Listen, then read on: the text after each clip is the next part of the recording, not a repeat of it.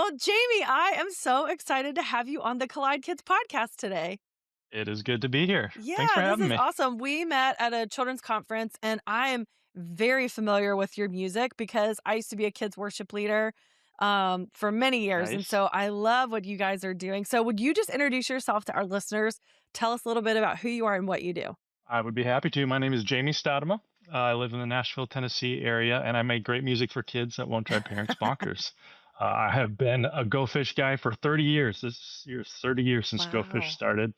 And along with that, I'm Chief Creative Officer at the Hope Line, which is a nonprofit. It's a faith-based crisis line for students and young adults. And then I just wrote my very first kids book, and so I'm really excited about that as well. So that's sort of what That's I'm up to. amazing. So, you guys have been doing music for 30 years?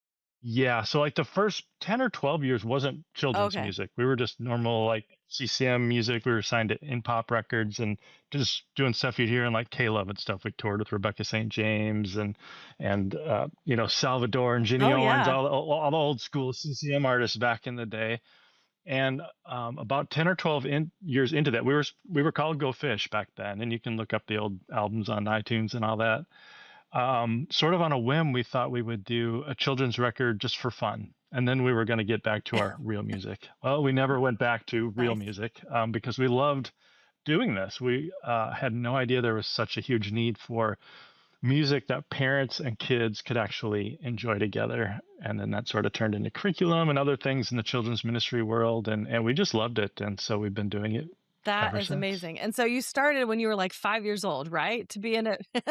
Sure. Yeah, sure. Yes. Yeah, something like That's that. awesome. Okay, I'm really excited to talk with you about this, but before we do that, before we get too far into it, because this is a show for kids, I always ask my guests to tell me a Uh-huh. joke. So, do you have a joke for us?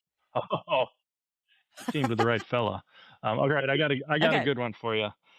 Why can chickens only make one sound? Ooh, I don't know. Because they can't think outside the box. Eh, I like it. I like it. I thought you it's were kind of gonna bad. say I thought you were gonna say, "Because." I've heard that one a Oh, lot. that's a good. Yeah, Yeah, yeah. you just any question about chickens, you can just say, "Because." Okay, so let's back up just a little bit. I love hearing how you guys got started in kids music, and Hmm. like we sang actually, I thought of you, recently. I was looking back at some pictures of, like, when we led worship, and there was a time where, I don't know if you remember this, but the whole world shut down in 2020. I Um do. And so we could not get together and we were missing kids worship. And so we went out on the lawn in the parking lot in our church and had a drive-in kids worship service. And so we had, cars parked all over the place. Like we probably had about Yeah, 50 cars. It was so awesome. 'Cause I think people were just like, yes, get me out of the house. yeah. And we did My God is So Big, So Strong and So Mighty Hmm. because the motions were big, so we could do, like, Yes, big flex and everybody knew what we were doing. Right, yes. exactly. And so that I always think of that song, I think of, like, the drive-in worship, and we're like, "We should do this when everything's fine," like, it was so fun. Yeah, totally. Everybody's dancing outside their cars and hanging out and just enjoying being together, but that was the reason we picked the song was because people could see the motions from far away, you know? Yeah, that's awesome. Well, thanks for using our music. That's Yeah, awesome. absolutely. So, okay, but let's back up. How did you guys get started in music in the first place? Like, what were you guys friends and you decided to start singing together, or was it something where you just kind of put something together in the studio? Yeah, well, there's been a lot of different Go Fish guys through the years. I'm the only one from the very, very You're the beginning. OG. Okay. I'm the OG Go Fish guy.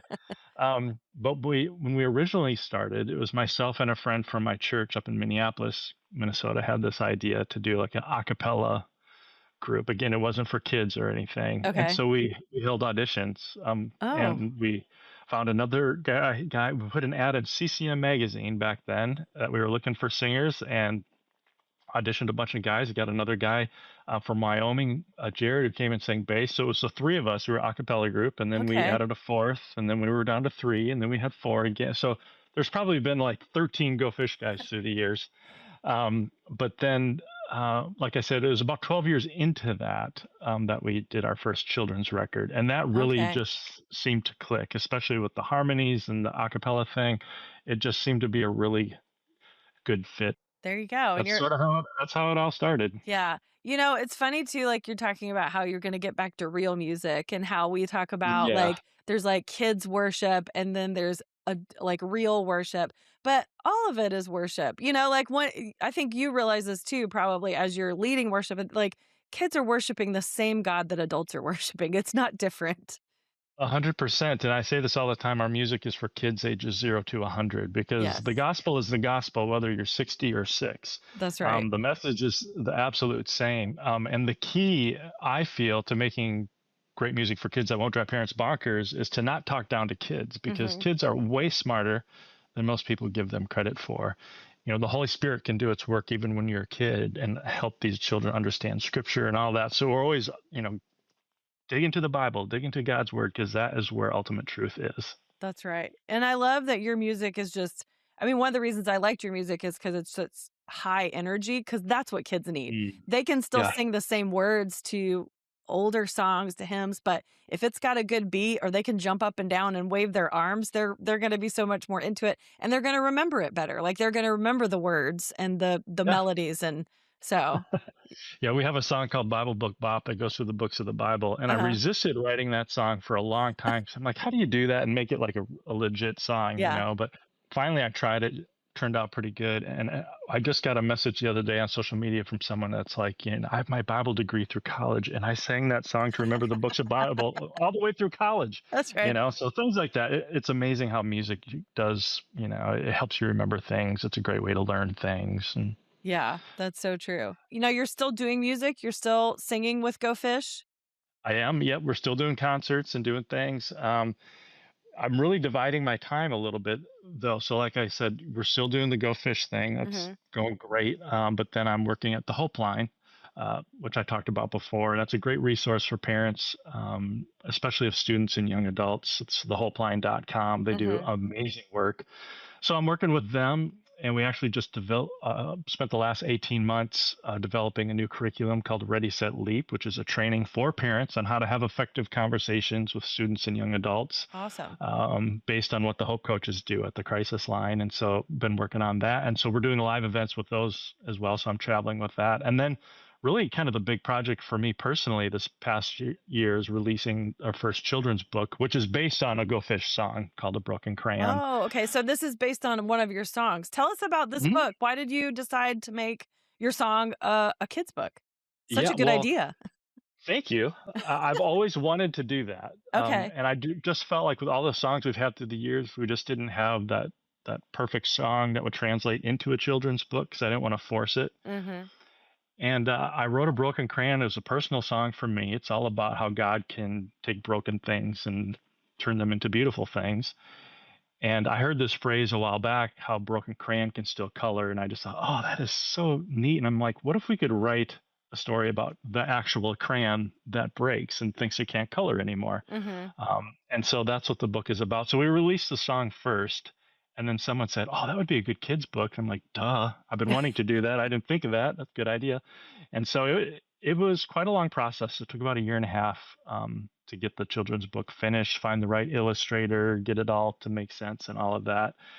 And what's been really neat about the book coming out, something I did not anticipate, is how many doors it has opened for me to go into schools, both public and private. I've been getting invited to speak at like public educator conferences, things Wow. like that, all just because I have a book now. And I'm like, well, I can sing too. And so, Yeah. I'll sing and we'll talk about the book. And I'm doing like mental health, social emotional learning type of workshops for teachers and things like that. And it's just been a really cool new thing, that is happening because of the book, but definitely not something that I saw coming. Yeah, that's incredible, and I love that part of your story that, you just set out to do this one thing and then it just keeps expanding, right? You keep influencing more people with how you're just doing the thing you love to do. Yeah, I think it's so easy to worry about the future a lot, and I tend to do that. Well, what does this make sense to do? Or, Mhm. I made the mistake of asking ChatGPT one day, how many children's books come out a year? And basically, the answer it gave me, I'm like, I'm glad I didn't read this before I came out with a book because it's basically every single day, 600 new children's books are put out into the world. 600 Wow. a day. I'm like, if I would have known that, I probably never would have done it. But, Yeah. that's the danger of too much information. Sometimes you just got to follow God's leading, just do the next right thing, and then just see what happens. I've done many things, written many songs where I thought, oh, this is the one. People are gonna freak out over this, and nothing happens. Yeah. I've done songs that I'm like, well, that's kind of a filler or whatever, and it just explodes, Explodes up. and God does amazing things with it. So what do I know? So Yeah. I'm a big proponent of just take the next step, and just trust God to do what He's gonna do. Absolutely. It makes me think of the story of the boy that brought his lunch to Jesus. He just Hmm. brought a few fish and some bread, and God was able to feed multitudes with that. And so Yeah. that's what when we just give God our small offering, it might not be very much to someone else, but he can make it Right. expand in however he wants. One of the things that I picked up along the way as a child, regrettably, and I talk about this when I talk about a broken crayon, is sort of a performance based attitude towards everything in my life, including my relationship with God. Mm, Like I have to, earn His approval, earn His, you know, do more good things than bad, all those things. And really, you know, the gospel is all about grace, getting what we don't deserve, because none of us is right. perfect. And sometimes when we say you're going to do great things for God, I kind of cringe at that, because Yeah. for me growing up, I thought that meant I had to be on a stage, I had to be winning Grammys, I had to do all these things, and that meant I was doing great things for God. Where the truth is, being a good dad is doing a great thing for God. That's right. Being a good husband, serving in the church, serving others, whatever it may be, it doesn't have to be in the spotlight to be considered great. And that's something I talk about a lot. So tell us a little bit about you said that this song and this story came from your own personal experience. So can you share a little bit of how you felt broken and how God showed you that you still have things to offer? You know, for years, I felt that in order to be used by God, I had to have it all together.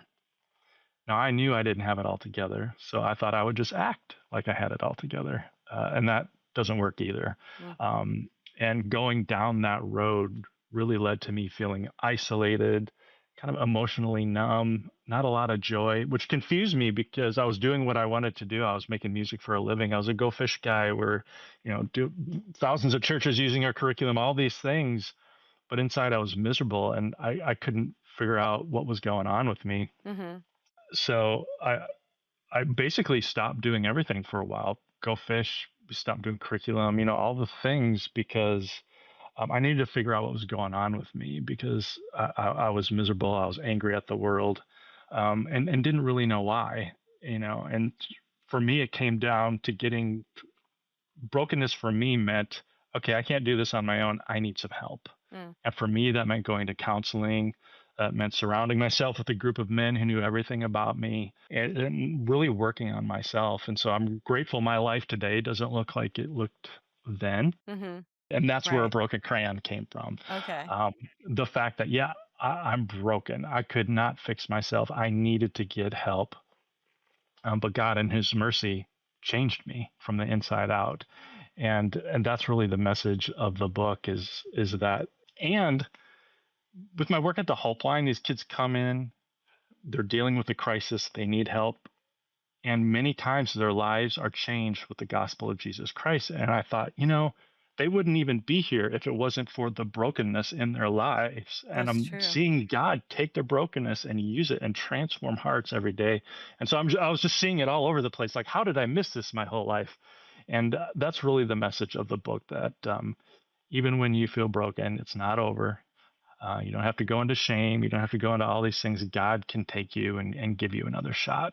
That's right. I think a lot of people have this mentality that we have to clean ourselves up. Like we have to have our Hmm. life together. We have to look right. We Yes. have to act right and do all these things. And then God will accept us. But that's actually against what the gospel tells us. We Right. come to Jesus just as we are, but we don't leave just as we are. He changes us. And so Yeah. that's the beauty of the gospel, right? Is that we come to him in our brokenness and he's able to Yes. do something with that. Make your home, make your church a safe place for brokenness to be talked about Mm, openly. Um, don't reward charisma over brokenness. We say we love broken people, but we only let the people with charisma up front. mm. we need our churches and our homes to be a safe place to not be okay sometimes. So I love that you have this book. How long has it been out or available? Oh man, it was earlier this year, so like maybe Okay. 3 or 4 months, something like that. Okay, so It's it's still it's pretty pretty new. new. That's Yeah, great. yeah. I The love song's been out for about a year and a half now, but Okay. the book is new. Okay, and so where can our listeners find your book? You can find it on Kindle. You can go to gofishresources.com. Otherwise, we just launched a new site for educators called brokenness.com. So any Okay. of those places you can find the book. The book includes a link to the music video and all kinds of fun stuff. Very cool. I love that. So we'll definitely put those links in our show notes. Now, I do have one question for you. Of all Okay. the years that you've been singing and creating music, what would you say is your most favorite song? Do you have a favorite? Oh man, that's really hard. I'm putting Well, you on I the will spot. say you mentioned My God earlier. My Uh-huh. God is so big and so Uh-huh. strong and so I mean, I love that song because Yeah. it's just full of truth, and I think that's why it resonates with people. So I Yeah. love performing that one just because kids always freak out and Yes. that's the song Yeah. for sure. I will say we have a Christmas song called It's About the Cross, and that's Okay. one that through the years I've always just appreciated too and um so that's an important one to me. I don't know. It's really it's hard to pick. It's hard to choose, You're but like, I I like would all think of them. those two are probably yeah, exactly. They're all Um, great. Thanks so yeah. much today for sharing about your book and for being on the show Yeah. today. Before I let you Thank you. go, I always ask my guests to tell me a memory from when they were a kid. So, what do you want to Oh. share with us today? I would share one of my favorite memories growing up. So my family, our vacations typically in the summer, we're fishing for a week. I know I'm in a group called Go Fish, but I've never been a big fisherman. It's just kind of not my Really? thing. Yeah, yeah. That's But but Uh-huh. on our way to the cabin in Minnesota, we would usually go to a Christian music festival called the Sunshine Music Festival in a little town called Wilmer, Minnesota, and that was my favorite weekend of the whole year because I would just camp out right in front and just watch band after band after band, and I just loved that, and that really played a big part in me getting into music later on in my life. Wow, that's really so you would go to the concert and then you would go fishing after And we that? would just keep driving. So I grew up in South Dakota, so the Okay. the festival would be like halfway to where we would go fishing, and Oh, so okay, I we see. would we would go there for 2 days, do the music festival. I'd buy all my cassettes back then for my Walkman. They'd go fishing, and I'd hang out in the cabin and listen to all my new cassettes that I bought at the music Okay, festival and so figure kids, out the drum parts. a cassette tape was this little plastic thing that had lots Yes, of songs in it and had two sides, and you had to yes, rewind it. If you yes. didn't like the song, you'd fast forward. If you want to hear it again, you have to rewind it, and then you'd flip it over. And a Walkman was headphones that played your cassette tape. Is that right? Yeah, kids everywhere are tuning out to this podcast right now. They're You're like, like, "I'm out." what? What are cassettes? What? I So think yeah, that's like the retro stuff. Maybe it'll come back. Maybe kids will start that's true. using You never cassettes know. again. Well, Jamie, thank you so much for sharing on the show today. This was great getting to know you and hearing about your book. And I encourage all our listeners to go check that out.